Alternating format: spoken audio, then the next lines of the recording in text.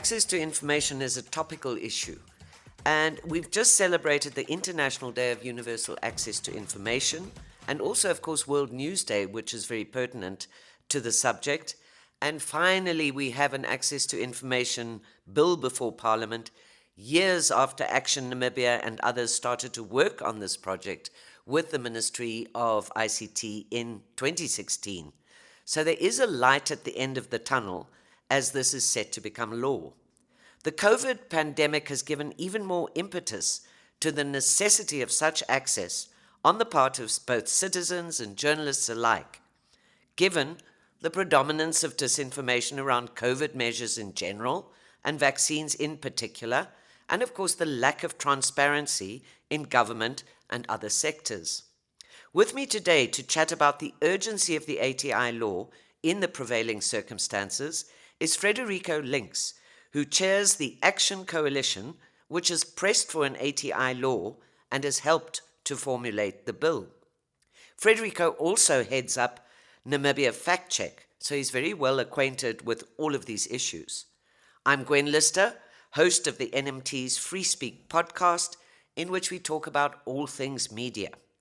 Thanks for joining me, Frederico, and I look forward to our discussion. Thank you, Gwen. It's good to be back on your podcast again. Great to have you. Frederico, can you start by, just for the benefit of those who perhaps not au fait with the situation, just to give us a short status update on where the Access to Information Bill is right now? So the Access to Information Bill was retabled in Parliament in the National Assembly by Minister of Information and Communication Technology, Paya Mushalenga, in September this year.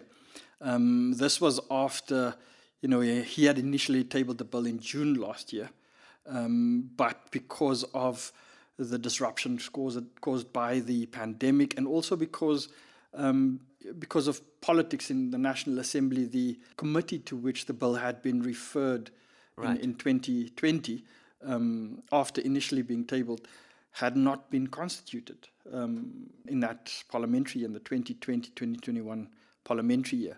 So it never actually made an appearance in that committee, and that was sort of the excuse given at that point.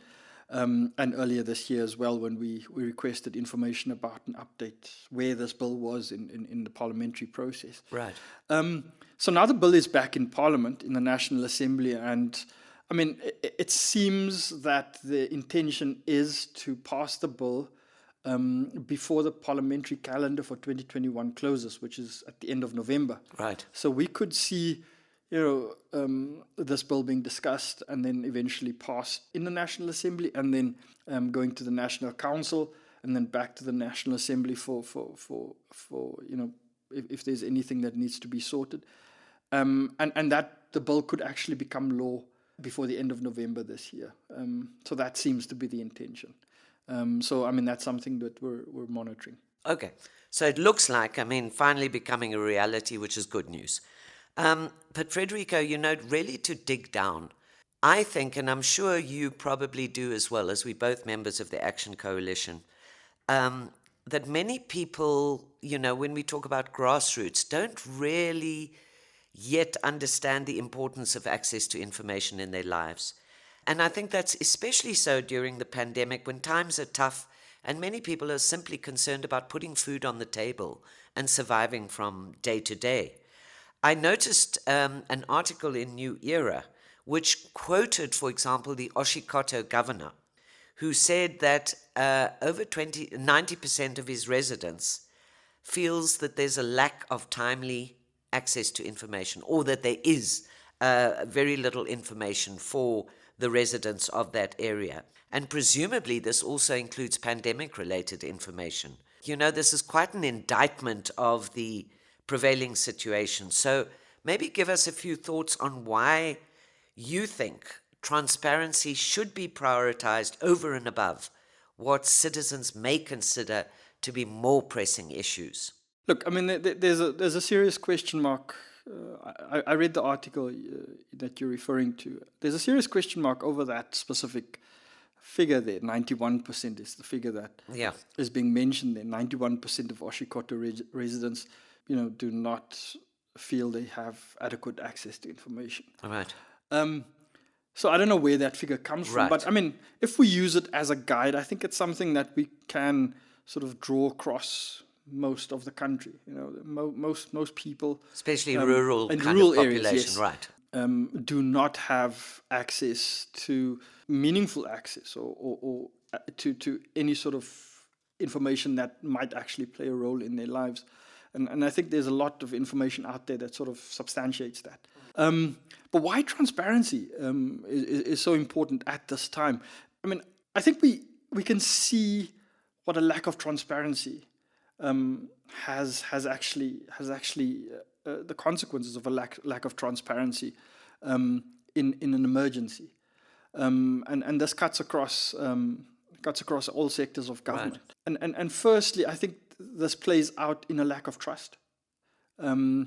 If the government says something that is actually in the interest of society and tries to put something forward, it is met with a great deal of distrust. And we see this if we just go by, you know, how people express themselves on social media, for instance. You can see that people don't trust the information that government is putting out. Right. So that translates into people not trusting the measures that government are trying to put in place. Right. And I mean, this has real world consequences in, you know, how we respond to this emergency. So I mean, everything comes down to whether we trust our government, whether we believe our government, whether we find that they are approachable and amenable, and they provide information that is meaningful to us on the ground. And so far, I mean, what has played out in the pandemic, government's actions have been accompanied by suspicion, by misinformation, by disinformation. Right. And I mean, we see this especially around the vaccines and the vaccination program, which started in March this year. And we are simply not encouraging people. The government now is not encouraging people, and people are not believing of the messages. People are not trusting of government, and they're not responding to the call to get vaccinated. Right. And this is how we open up the economy. This is how we try and save businesses. A lot of businesses that are on the verge of collapsing. This is how we try and maintain jobs. This is how we resuscitate something like a very important sector, the tourism sector in this country. And it's at the moment the only pathway is through vaccination. And people are not responding to this because people are very suspicious of the messaging. People are very suspicious of the measures that the Namibian government has put out there. Okay. And you know, Frederico, that again raises an interesting question as to whether an access to information law is actually going to help, if you like, buck the trend of this mistrust in government. You know, at what point will people start to trust the information that government's putting out, or is it that they simply don't do enough to disabuse people of those sort of conspiracy theories around vaccination? And it's weird that people, as you say, mistrust government, and yet in this digital age and the broader public access that there is now to media and information via, for example, Facebook, Twitter, Instagram, WhatsApp, you name it, don't you think that many believe they kind of have the access they need simply through these sites, even though there's a lot of disinformation on social media? So they feel, then what's the fuss about an ATI law? We don't trust government. We believe social media. Why do we need a law? Do you think that factors in, or is that kind of a bit of a stretch? Yeah. So I mean, this isn't something new. There's a long-term decline in trust here. Right. And it's not just government. No, of course. I mean, there's a long-term decline in most institutions. Media and it's not just Namibia. Exactly. And the media as well. Sure. And you see this. I mean, if we take, for instance, the Afrobarometer survey from 2019, the 8th round of Afrobarometer, already in that survey, people said 1 in 2 Namibians, over 50%, just over 50% of Namibians said they believed government officials were spreading falsehoods sometimes or often. Right. That's over 50%. That's that a lot. believed that government officials, civil servants, were lying to them regularly. So this was before COVID-19. Then, if we look at this against the survey, the Afrobarometer survey from earlier this year, where 2/3 of Namibians said they did not trust the vaccines and government's ability to make sure that the vaccines are safe. Yeah. I mean, you see how, it's just gotten worse in the space of just over a year. Sure. So, and it's not as if they believe what they are being fed on social media, because in 2019 already, in that Afrobarometer, the results there showed that most social media users actually didn't believe the information they were getting via social media. Yeah. So people are just distrustful. They just In general. They just feel they're being lied to everywhere. Yeah. And by everyone, by institutions that traditionally people have looked to for trustworthy and credible information. Sure. Now they're viewing everything with suspicion. They believe they're being lied to by government, by the media, by financial institutions. They feel they're being exploited, and this is the state of affairs. Now, how do we deal with that situation? Right. Is the question, and I don't think we've given this in the Namibian context. We've actually given this enough thought. Right. Not within government, not within the media, not within the private sector. How do we walk this back, and how do we regain trust? Exactly. Is the question I think that we have to grapple with going forward post COVID-19. Right. Because I suspect it will just get worse from this point onwards, until people hit some sort of wall and say, you know what, this isn't good. Yeah. This level of distrust isn't good for social cohesion, for society in general. And we really need to find some way to cut through rebuild, this exactly. to rebuild trust, to rebuild what we've lost, as we've lost trust in institutions of all sorts. And I mean, it's not a nice prognosis, because it spells out a population that's becoming more confused rather than leading us towards a knowledge-based society, which of course is what everyone aspires to, so that we're all kind of active participants in our own development and in our democracies. But Frederico, again, I often think that on the same subject, really, that access to information as a concept would mean, or come to mean, a lot more to people on the ground if we could help them and or illustrate for them, if you like, more practical ways, the practical ways in which it can benefit their lives, whether it is how to get bursaries for their children, how ATI can actually help to fight poverty and alleviate unemployment, because definitely it has resonance. But I think we're just not putting practical examples out there. Can you give any more examples of, that people would say, okay, now I see where this can help me in my life? Yeah, I mean, I think putting food on the table is an important consideration. Sure. At this point in time. Absolutely. And we see, food prices have just escalated. Yeah. And people don't know why. People don't understand the forces at play in this. And I think this is where,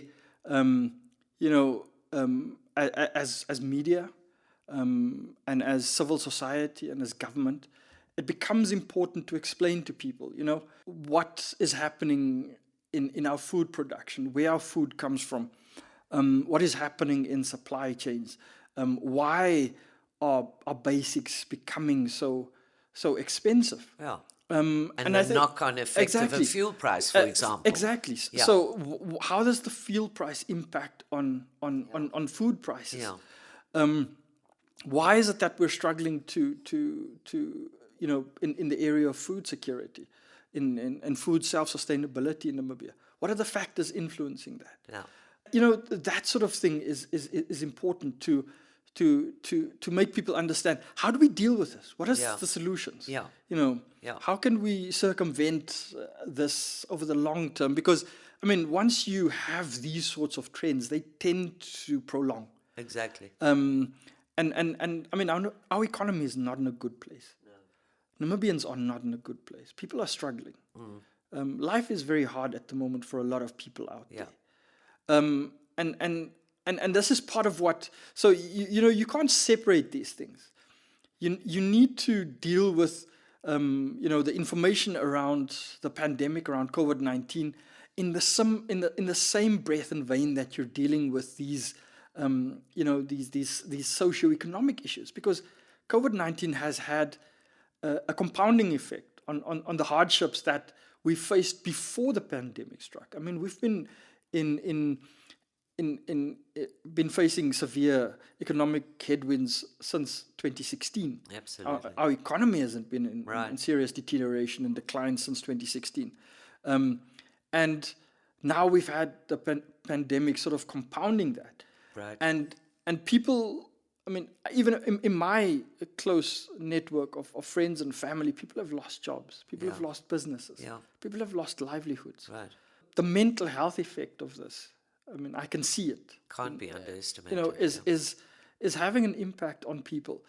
And the fact that now people who had businesses are struggling to find work, struggling to for incomes. Absolutely.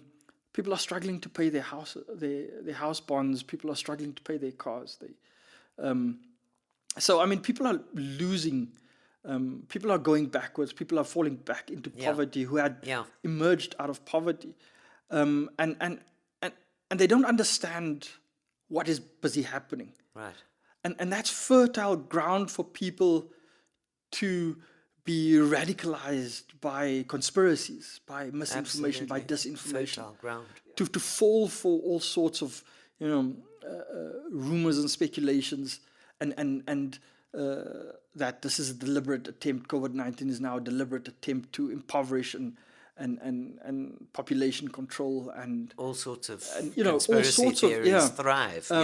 Because people don't understand what is busy happening. The uncertainty, the insecurity is playing on people's minds. On top of desperation and depression and everything else. And I mean, we've had statistics out of an increase in suicides. Right. So I mean, these things play into each other, and it needs to be. We need to be in lockstep with what's happening. Yeah.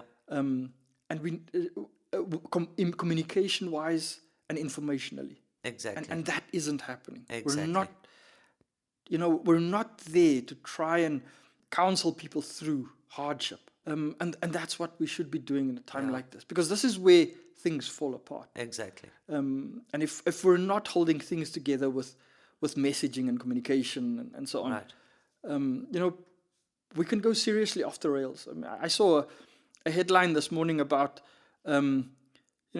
conditions are becoming increasingly ripe across the continent for popular upheavals, for riots, especially food riots, and so on, for countries to be destabilized.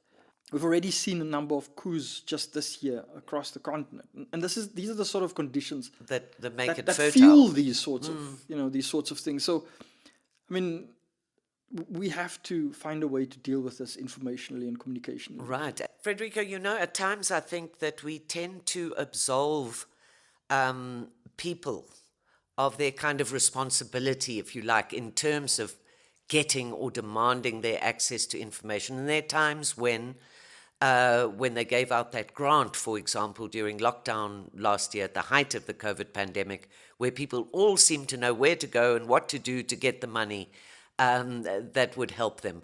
So what do you think about this? Do we also need to point finger a bit towards the people and say they should care to have good information? Definitely. I mean, I'm fully for taking responsibility for, informationally empowering yourself. And we see this. I mean, the example you make is a good one. And we see this as well with, the misinformation and disinformation that we're seeing. Right. people are choosing to latch on to certain types of information. So they're taking responsibility there.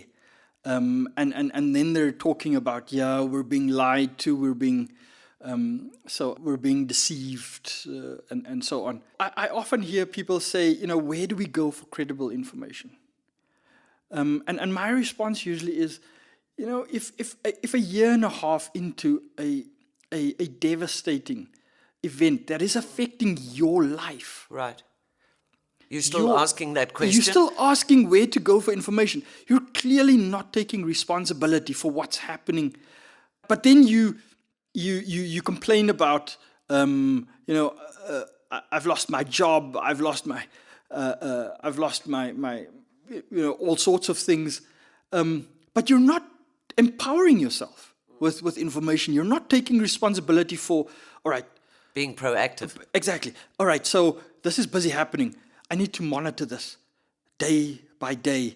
And I'm not saying, you should be doom scrolling, making yourself depressed by, constantly on social media scrolling through bad news. And there's been a lot of bad news. And it's fully understandable that people would switch off. Yes, you don't need to expose yourself to all this, all the bad news out there. But you need to be informed about what's happening in your world around you, because it's happening to all of us. Right. It's affected your job, it's affected your pay, it's affected your family. People have lost loved ones, not just businesses and houses and livelihoods. People have lost loved ones. And if you're not in that, that is the context, and you're not taking responsibility for being informed. Right. What would it take? Exactly. People must take their blinkers off. Yeah. What would it take for you to take responsibility, to be informed, to be knowledgeable as a citizen? Because if this doesn't do it, what would? Right. And to make access to information, which is, and I think is often correctly described as the mother of all rights, to make it less airy-fairy concept and more kind of practical, so that people can really see. And somehow, I think probably across the board, whether it's even us in Action Coalition, the ministry, whoever, we kind of failed at getting that message to people, and that's obviously what needs to be addressed. Frederico, just to turn briefly back to Parliament, the little bit that I watched seemed to me that, and herein also lies a problem, the debate was rather lackluster. And I also felt that at times that the MPs themselves didn't really see the advantage of access to information or even really know much about what it entails. What do you think, to dig down to the law itself when it actually is enacted, hopefully by year end, what will it do that we cannot get, and here I'm referring to the media, it was World News Day on the same day as the International Day of Access to Information. What will a law do that we can't already do, especially in the media, to get the kind of information we need when it comes to good journalism, for example? Well, I think, what this law will also do once it's passed is actually encourage the generation within the public service of more and better information. Okay. And the archiving of information in accessible form, so that if a request is put in for information, that it can actually be accessed, easily. And speedily. Yeah, speedily and easily. So, this is what we should be looking at. Now, one of the areas that I'm interested in is procurement information. Yeah. What's happening in the public procurement space, because that is sort of core to government service delivery. And it's taxpayer money. It's meant, public procurement is meant to serve the people, the public. Yeah. And this is where you get to see what waste, mismanagement, misprioritization, maladministration looks like, and where service delivery falls apart. And the fact is that a lot of the information that the public should have access to in terms of what is being procured in their name, right, for them. Yes. We don't have access to that information. Okay. So that's an area that can be... So yes, so that people can see, I mean, a government is building a website for $1 million. They've just given a contract for a website of $1 million. Where does a website cost $1 million?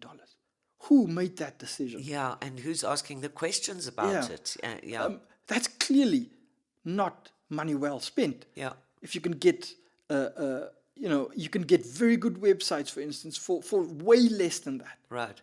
So you can see, so the public can see where the money is going, where it shouldn't be going.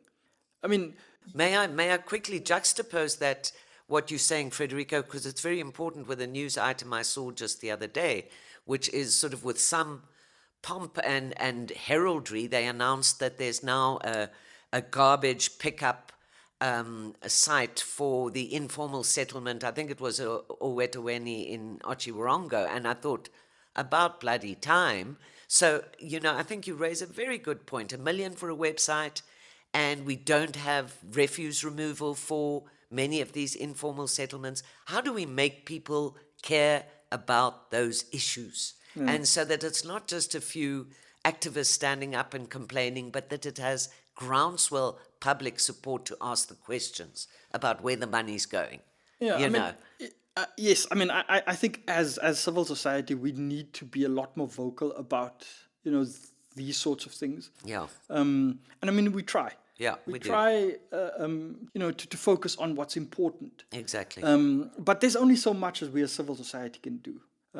We're small and marginalized. I mean, you would also expect in a democracy that political actors would, exploit shortcomings and raise, shine the spotlight on where things aren't working and so on. But I mean, your previous question about Parliament and what's happening there. So I mean, Namibian opposition politics hasn't been. Namibian politics in general is low quality politics. Right. There isn't a focus on the issues. Right. And holding. And they don't do enough homework themselves, because if they don't understand ATI, how do we expect people in a rural settlement to know what it's about?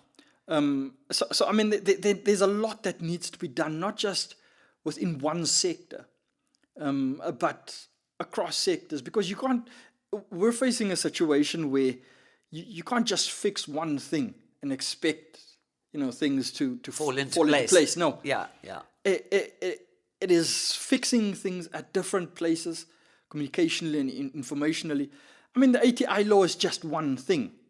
Absolutely. It's just one element in what needs to happen. A vast jigsaw puzzle, You then need, I mean, where I personally stand is, once we have an ATI law, we need to have a law that enables, the public, civil society to be able to hold government accountable through actually suing government. Right. That would sort of enhance the ATI bill. Right. If you can then use the information to launch a lawsuit against government for what they aren't doing and why they aren't delivering the services that they should, which they have on paper say documented that we're going to do this by then and so on. And then you can actually use the information. Right, exactly. Or the lack thereof to launch a lawsuit against government. And that's one way of us using the courts to hold government accountable for service delivery, where communities can then actually go to court and say, you said you would do this for us by then, and you haven't done. Yeah. So now we're going to force you through the courts, through the courts, to do this thing. Right. And that's something that we need. That's an accountability mechanism that we should have as Namibians. So these are the sort of things. But the people, your average Namibian, you have to educate about these things. It's not just that because now we have an ATI bill that things are going to change. No. No. There are things that need to be put in place at various other points. Complementary things, like, as you say, accessibility to justice or the law for people. That builds out your constitutional rights. And it reinforces. And it reinforces them. And your freedom of expression. And, absolutely. these a cycle of reinforcement through lawmaking that builds out our human rights, Right. and builds out the ways that we can hold the state accountable for falling short, Right. On its own stated plans and intentions and so on. So these are really things that we Right. need to speak to Namibians about. And ultimately, those would help to combat distrust as well. Exactly. I think, Frederico, also just spreading the word about ATI, because I think we both agree that's absolutely necessary. And I'm aware that Action wasn't entirely convinced about the ministry's current approach, which is going around the country on so-called, I think they call it sensitization missions. And from what I've read in the media, these events have been poorly attended. I know for one, I believe that we should make more use of a very powerful medium in Namibia still, which is radio. In the process, it seems to me the Action Coalition, which I think credit must be given where it was due, really started this whole process and momentum towards an ATI law many years ago, has kind of been, if you like, cut out of the equation. What do you think on this, just very briefly, as we head towards our last 5 minutes of this podcast? And I still have another question or two. Yeah, I mean, I think the ministerial, the MICT roadshow is presumptuous, is premature. I mean, our position was that we didn't exactly understand the rationale for this before the law was passed. Right, exactly. Because, I mean... Well, they're saying people have time, I think, until October 25 to give their comments. Yeah, but where's that going? Exactly. I mean, it doesn't... from what what the ministry has communicated to us is that there isn't a way for us to make changes. Make changes to this bill as this text as it is. So what's the point? Right. Is it just to collect public comments for when they write up a report of this whole exercise? If we can't, maybe another thing. I mean, the cynical side of exactly, these says. So I mean, so this is so we weren't in favor of this, right? Because we think it's premature, and I mean they can do what they like, of course. Yeah. But I mean, there are areas in the bill that we feel need to be strengthened, that we would like to engage on, and we feel the platforms need to be created to address those areas in the bill where we feel it can be made even better. Exactly. I mean, on the whole, we're not dissatisfied with the text. We really like what we're seeing, but there are specific areas that we feel could be made even better for this eventual law to be a standard setting ATI bill. Yeah. Not just on the continent, but internationally. And really, this opportunity is not being used. So rather than going on this roadshow around the country, we'd rather have the ministry and engage the ministry to look at those areas that could be made much better than they are at the moment. Exactly. And then also perhaps post the actual bill becoming law, then the importance is to really conscientize the public on how to use the law effectively. Exactly. And I think that's where I end up in the last question with you, Frederico, is, to use that old phrase, the proof of the pudding is in the eating. At the end of the day, an ATI law, whether it's good or bad, depends largely on whether people are going to make use of it or not.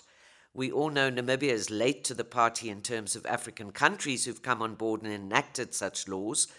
And I'm not sure whether all those countries are using them very effectively.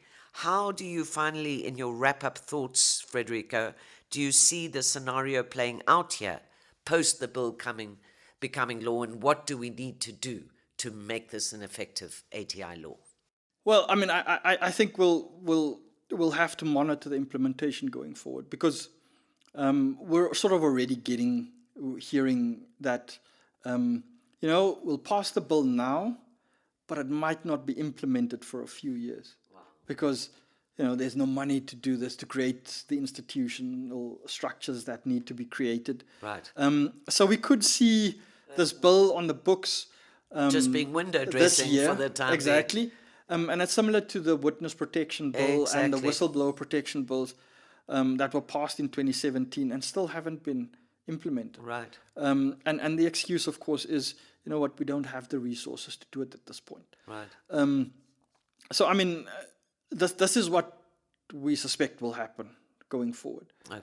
And then, you know, at some point beyond 2025, when a new government comes in, that's probably when we should expect this to be implemented. That's some time to come, Frederico. Yeah. Exactly. Yeah. So, I mean, you know, this is what we're facing. And then, I mean, of course, once the bill is on the books, we can start talking to people about and doing outreach and doing you know, communication around the provisions of the law. Absolutely. And you know, and once that the implementation starts, you know, if we're really doing our work, our homework, we can have a society that is then, or at least a sector of society that is then acquainted with the law.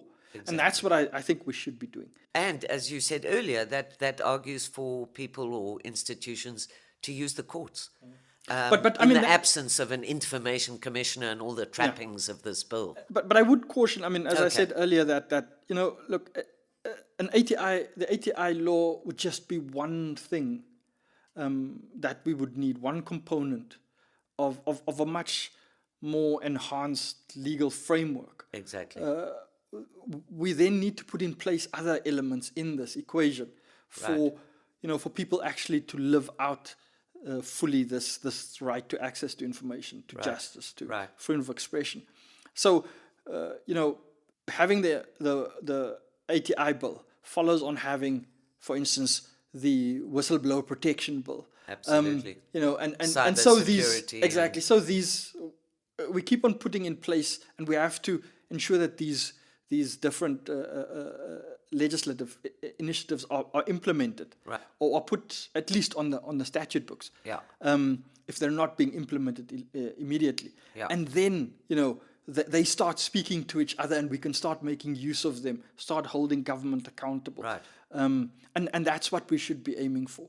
So even if we're not, even if we have an ATI law on the books, you know, it might not work optimally for us in the immediate future, but at least it's there, and we can then move on to putting the other things in place that we need to build out our human rights and our constitutional rights. Exactly. And so maybe we can conclude this, Frederico, by saying, well, we've discussed obviously a lot of the negatives, but all is not doom and gloom, and that it is a start. A law is a start, and hopefully, among others, the media itself can also start really exercising their rights in terms of the law, even if everything else isn't in place yet. And so hopefully, and I mean, obviously what you've said earlier, there's still a lot of work to be done to convince people that this is the mother of all rights, and they need it really to make a difference in their own lives. So to end off this podcast, I'm Gwen Lister, host of the Free Speak podcast on all things media.